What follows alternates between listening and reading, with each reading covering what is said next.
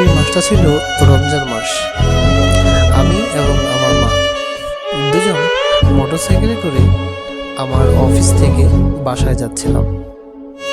বলে রাখা ভালো, আমার মাকে আমি রমজান মাসের জন্য আমার এখানে নিয়ে এসেছিলাম। আমার বাবা নাই, তাই পরিবারে আমি এবং আমার মা ছাড়া আর কেউ নেই। আমার মা যখন বাসায় একা থাকতো, আমার বোরিং লাগতো, তখনই আমি আমার মাকে আমার কাছে নিয়ে আসি। আমি যেখানে জব করতাম সেখান থেকে আমার রুমে যেতে সর্বোচ্চ 5 মিনিট সময় লাগতো, তাই আমার মাকে রুমে রাখতাম, আমি অফিস করতাম।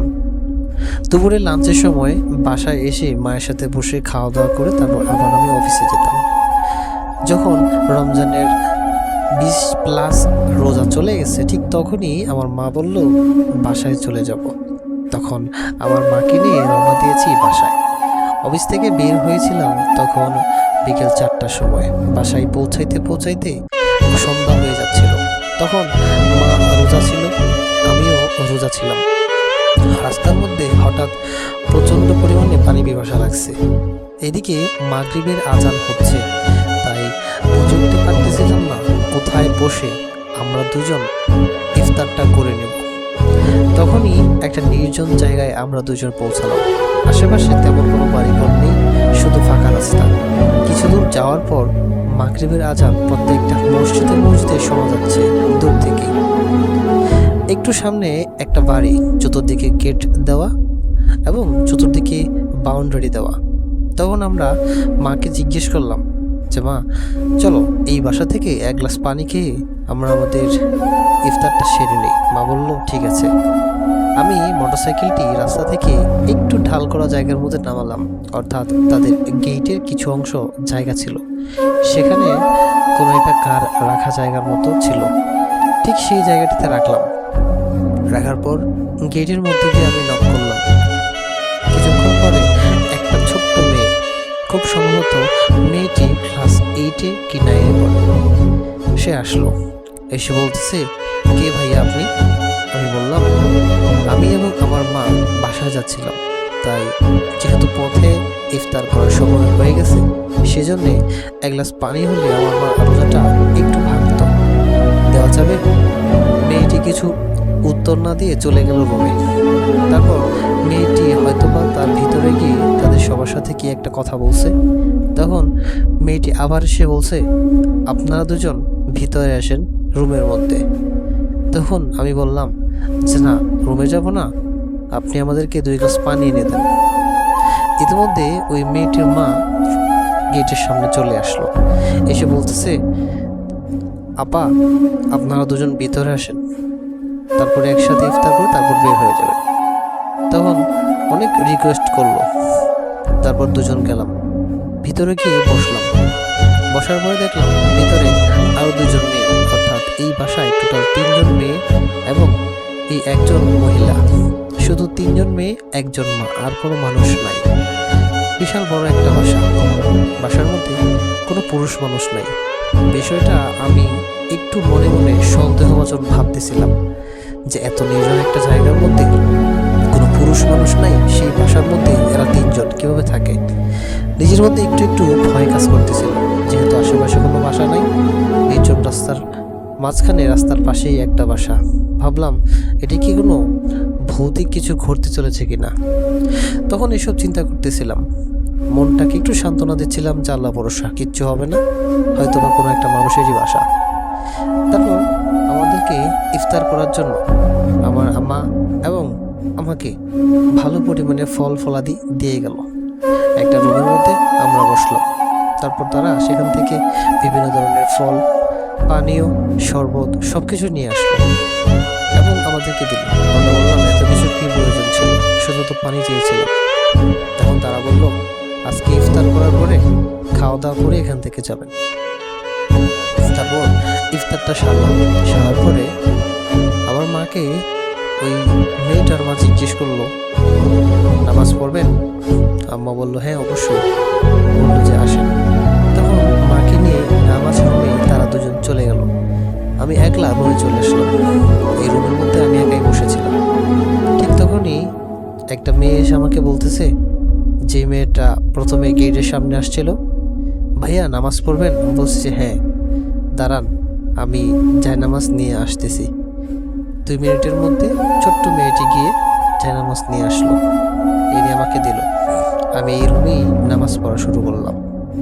নামাজ পড়া শেষ হওয়ার পর আমি খানিকটা বিছানায় বসলাম। এদিকে আমার মা নামাজ পড়তে গেছে, এখনো আসতেছে না।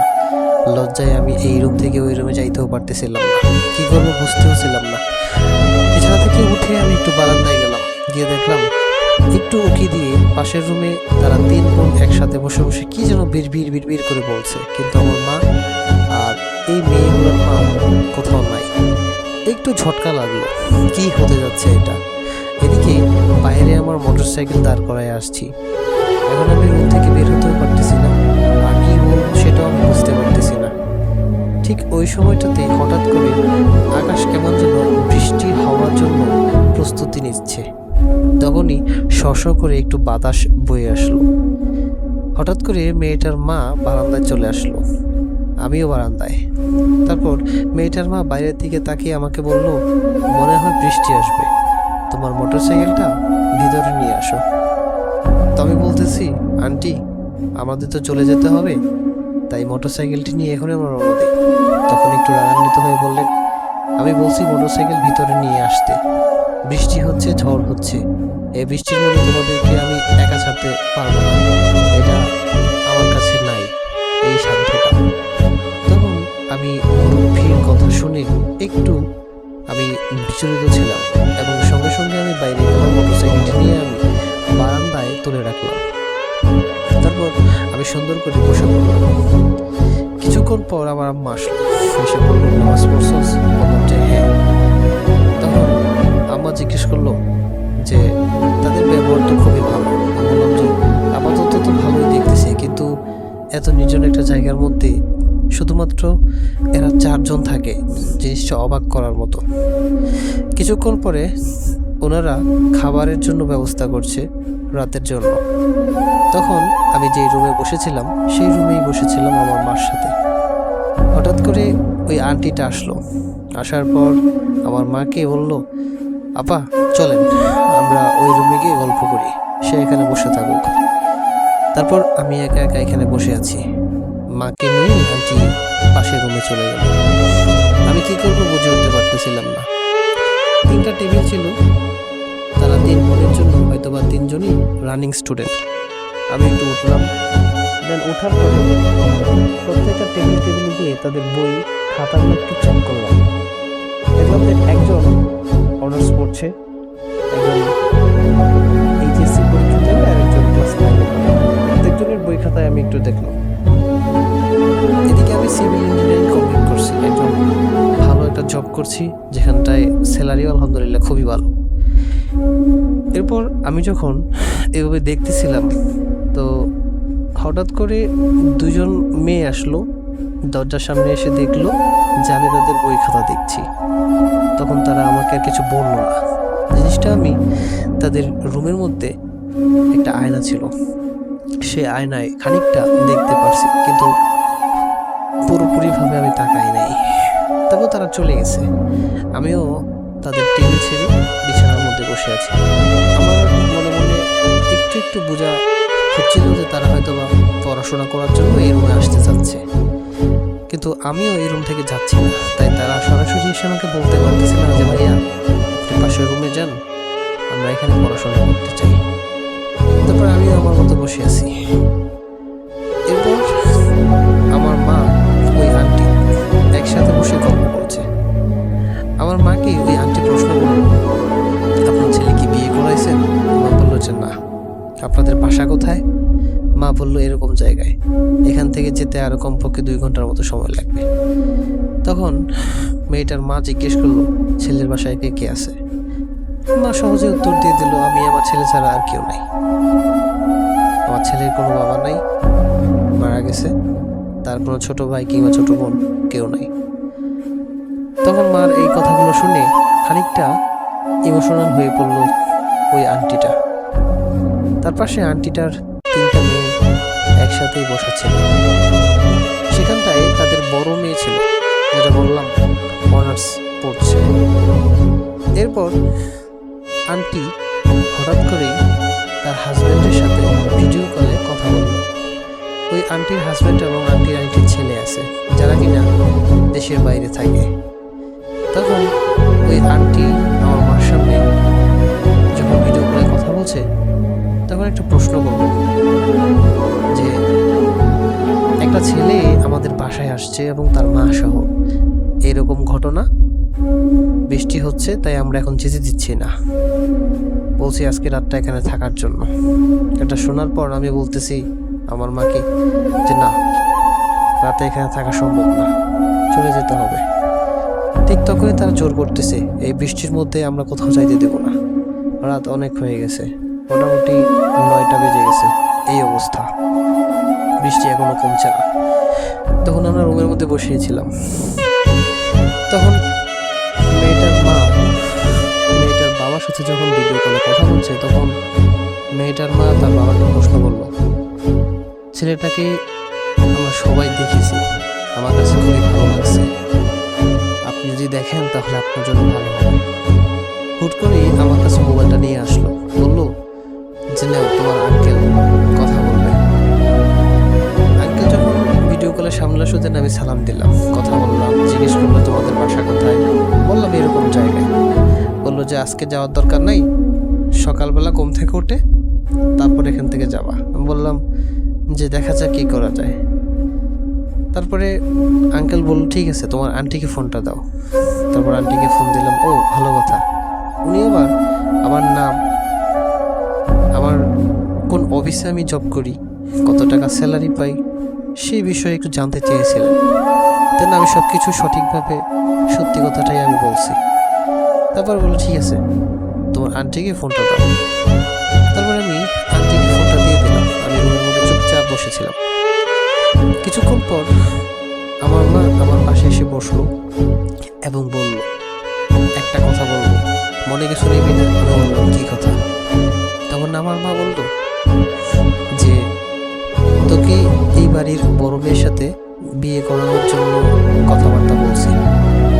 আমি জিনিসটা শুনে বিছানা থেকে উঠে দাঁড়ালাম। বললাম মা, এখানে আমরা একটা আশ্রয় কেন্দ্র হিসেবে আসছি, যে হঠাৎ করে বিপদে পড়লাম আমরা এখানে আসছি, এখানে তো বিয়ে করার জন্য পাত্রী দেখতে আসি নাই।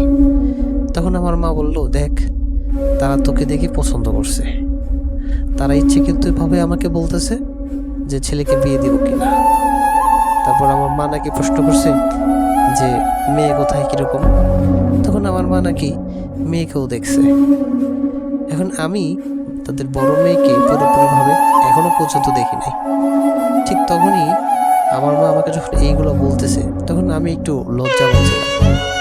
তখন আমার মা আমাকে বললো দেখ, এই আবদারটুকু রাখ, তোর এখন বয়স হয়েছে, একটা বউ দরকার। অন্যদিকে আমারও একটু রেস্ট দরকার, বয়স হয়েছে, কাজকর্ম ঠিক মতো করতে পারি না, চোখে কম দেখি, চশমা লাগিয়ে পড়তে হয়, খাওয়া দাওয়া ঠিক মতো করতে পারি না, একটু আমাকে কেয়ার করবে। মার এরকম ইমোশনাল কথা শুনে আমি খানিকটা অবাক হয়ে যাই। তখন আমি বললাম তোমার যা সিদ্ধান্ত। তখন আমি বললাম আমি মেয়েটাকে দেখতে চাই। তখন আমার মা ওই রুমে যায়, আন্টিকে বলে আপনার বড় মেয়েকে একটু আমার ছেলের সাথে কথা বলায় দেন। তখন ওই আন্টি তার বড় মেয়েকে বলে ওই রুমে যাইতে। তারপর আন্টির বড় মেয়েটা এই রুমে আসলো। আমি বিছানা থেকে উঠে দাঁড়ালাম, আমাকে বললো বসেন। তারপর আবার বসলাম, সে এসে আমার পাশেই বসলো। তারপর দুজনের সাথে চুপ করেছিলাম, কেউ কাউকে প্রশ্ন করতেছিলাম না, লজ্জায় অন্য একটা নার্ভাস ফিল করতেছিল হঠাৎ করে এরকম। দেন ওই সময়টায় ওই মেয়েটা আমাকে বললো কিছু প্রশ্ন করার থাকলে করতে পারেন।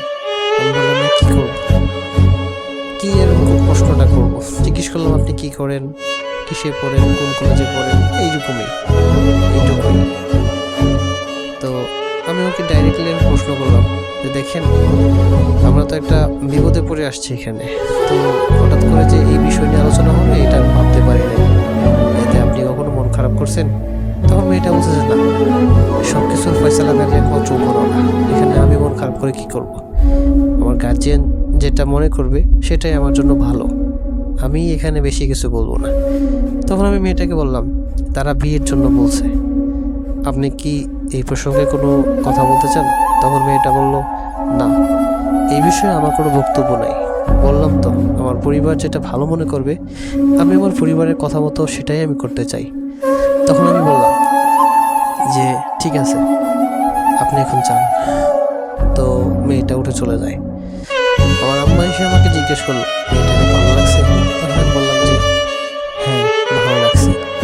তখন এটা শোনার পরে মা দ্রুত চলে যায় ওই রুমে, গিয়ে আন্টিকে বলে যে হ্যাঁ, আমার ছেলে পছন্দ হয়েছে। তখন আন্টি তার বড় মেয়েকে বলে, কি কি কথা বলছিস, ভালো লাগছে? তখন ওই মেয়েটা বলতেছে, তোমাদের যদি ভালো লেগে থাকে তাহলে এটাও আমার জন্য ভালো। তখন সবাই আলহামদুলিল্লাহ বলল। তার মানে কি, যেহেতু আমিও বলছি, অন্যদিকে সেই মেয়েটাও বলছে। এরপর শুরু হয়ে যায় বিয়ের একটা ধুমধাম শুরু। সবাই এসে দুষ্টামি করতেছে। বাকি দুইজন বলতেছে, ভাইয়া কি করতেছেন, ভাইয়া খাবেন না? কিছুক্ষণ পর পর খাবার নাস্তা এটা সেটা নিয়ে আসতেছে। অন্যদিকে আমাদের প্রায় সব কিছুই পাক্কা। আমারও মন থেকে এই মুহূর্তে খুব ফিল হচ্ছে যে তাকে আমি বিয়ে করবো, তারও মন থেকে ফিল হচ্ছে যে সে আমাকে বিয়ে করবে। পরিবারটাও রাজি হয়ে গেছে। তখন দুইটা বোনের সাথে বলল, ভাইয়া আপু বলছে ছাদে যাওয়ার জন্য। তখন আমি ছাদে গেলাম, গিয়ে দেখলাম যে সে একটা সাথে কর্নার দাঁড়ায় আছে। আমি তার পাশে গিয়ে বসলাম। সে আমাকে জিজ্ঞেস করলো, আপনি কি রিলেশন করেন? বললাম যে না, করি না। তো বলছে কেন? তখন আমি বললাম যে কেন করেন না সেটার কোনো উত্তর নাই, আমি পরিবারের একমাত্র ছেলে, আমি এই ধরনের কাজে জড়াইতে চাই না, কারণ আমাকে ফ্যামিলিকেই সময় দিতে হবে সবচেয়ে বেশি। আর আমি যদি ফ্যামিলিকে সময় বাদ দিই, যদি আমি প্রেমের পিছনে সময় দেই, তাহলে হয়তোবা আমার জন্য পরিবারটাকে সময় দেওয়া হচ্ছে না। এই জিনিসগুলো চিন্তা করার পরে আমি কখনো রিলেশনে জড়াই নাই। তখন মেয়েটা বলতেছে, যাক, খুবই ভালো কথা। তারপর আমি বললাম, আপনি কি রিলেশন করেন? তখন সে বলল যে না, রিলেশন করি না, তবে কিছু ছেলে আমাকে অনেকবারই প্রপোজ করেছিল, বাট আমি তাদের কথায় কান দিই নাই, আমি আমার মতোই পড়াশোনা করছি। তো আমি বললাম যে কেন কান দেন নাই কেন? বলতেছে, আমার পরিবার সেই শিক্ষাটুকু দেয় নাই, সবসময় বলছে যখন যেটা প্রয়োজন তখন সেটাই দিবে, তবু নিজের মান সম্মানটুকু ধরে রাখার জন্য আমি তাই করছি। হয়তোবা ভবিষ্যতে আল্লাহ পাক সঠিকটাই আমাকে দিবে। তার কথাগুলো শোনার পরে আমার অনেক ভালো লাগছে, তার প্রতি আমার অন্যরকম একটা ফিল কাজ করতেছে তখন। এরপর বসলাম, তারা দুই বোন নিচ থেকে খেয়ে 2 কাপ কফি আনলো, আমাদের দুজনকে দিল। বসে বসে কফি খেলাম, ছাদের উপরে বসলাম। নিচে এদিকে রান্নাবান্নার ব্যবস্থা হচ্ছিল। ঠিক তখনই রান্নাবান্না শেষ, আমাদের দুজনকে নিচে নিচে এসে তারপর খাবার দিল, খাবার খেলাম। এখন ঘুমানোর পালা, রাত প্রায় 12টার উপরে বাজে। তখন আমার আর ঘুম আসতেছিল না। ঠিক ওই সময়টাতে সারাটা রাত মনে হচ্ছিল যে কীভাবে কাটাই সেটা এখনো শরীরের মধ্যে লোভ দাঁড়িয়ে যায়, যে কিভাবে এখানে আসলাম সেটার মাধ্যমে একটা বিয়ের দিকে চলে যাচ্ছে, এটা একটা অদ্ভুত নিশানা। তখন আমি এই ভাবতে ভাবতে পাইচারি করতেছি রুমের মধ্যে, এইখান থেকে এখানে। অন্যদিকে বাকি দুজনও ঘুমাচ্ছে না। টোটাল বাসার মধ্যে যতজন মানুষ আছে, আমার ওই রাতে কেউ ঘুমায়নি। সবাই ছাদে, সবাই নিচে বারান্দায় উঠোনে হাঁটাহাঁটি করতেছে। এসব দেখে আমারও কোনো ঘুম আসতেছিল না। এই পকেট থেকে ফোন বার করতেছি, আবার একটু অনলাইনে ঢুকতেছি, বাস এভাবেই চলছিল। সকাল সকাল যখন সকাল হয় তখন আমরা ঘুম থেকে উঠি, রওনা দিব। তখন মেয়ের মা বলতেছে, আপনারা যান, আমরা কিছুক্ষণ পরে আপনাদের বাসার দিকে আসতেছি। তো আমরা যখন মোটরসাইকেল করে আমার মা আর আমি চলে আসলাম, কিছুক্ষণ পরেই তারা বাসা থেকে হয়তো বা রওনা দিছে। আমি বাসায় গিয়ে আমার কিছু রিলেটিভ মানুষ ছিল, তাদেরকে সবাইকে ইনভাইট করছি বাসায় আসার জন্য। বাড়িঘরটা একটু অগোছালো ছিল, কিছু মানুষের সহযোগিতায় বাড়িঘরটা পরিষ্কার করেছিলাম, রুম গুছিয়েছি, পরিষ্কার পরিচ্ছন্ন করে রেখেছি। তারা আসলো, বাসায় বসলো, কথা বললো, তাদের সবার পছন্দ হয়েছে এবং বিয়ে ডেটও ঠিক হয়েছে, পরের শুক্রবারে বিয়ে।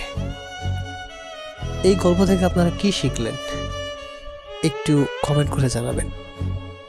কিভাবে কি হয়ে গেছে, শুভ লক্ষণে গিয়ে পৌঁছাইছে, কি একটা অদ্ভুত